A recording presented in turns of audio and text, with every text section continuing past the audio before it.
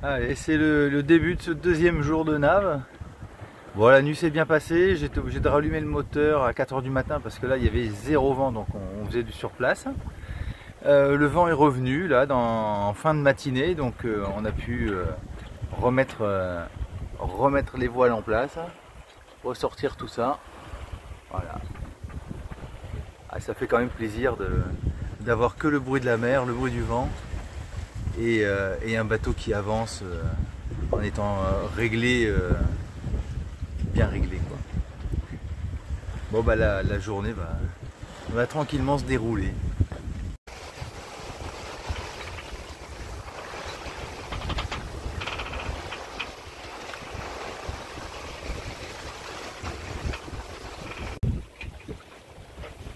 Alors pour résumer cette journée, de la voile, on n'était pas au moteur, donc c'est plutôt bien parce que les grands calculs qu'on se faisait là avant de partir, je vais mettre un peu l'abri du vent, avant de partir de Gibraltar, c'était les conditions météo et des stratégies de route parce que soit il y avait trop de vent, soit pas assez de vent.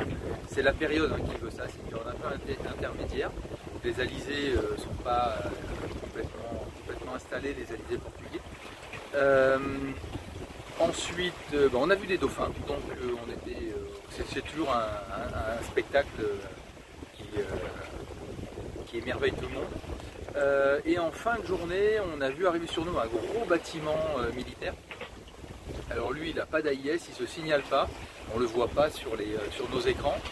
Et au dernier moment, il a allumé son AIS et puis il nous a évités.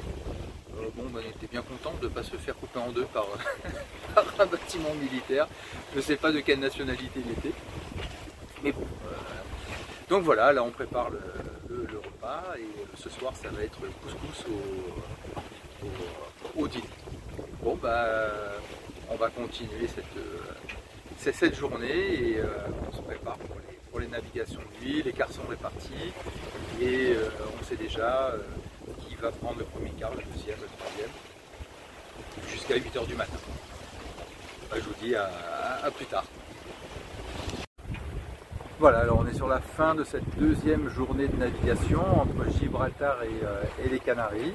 Bon, la journée elle s'est très bien passée, on est toujours sous voile, alors le vent a un peu forci, j'ai réduit la voilure parce qu'on se prépare aussi pour la nuit, donc je préfère avoir des voiles réduites pour pas faire des manœuvres un peu complexes dès qu'il fait nuit. Et puis alors il y a un truc que j'adore, c'est sur le soir avoir la pleine lune de ce côté et quand on fait le tour du bateau, de l'autre côté, le coucher de soleil. Ça, c'est vraiment le signe d'une journée qui se finit bien.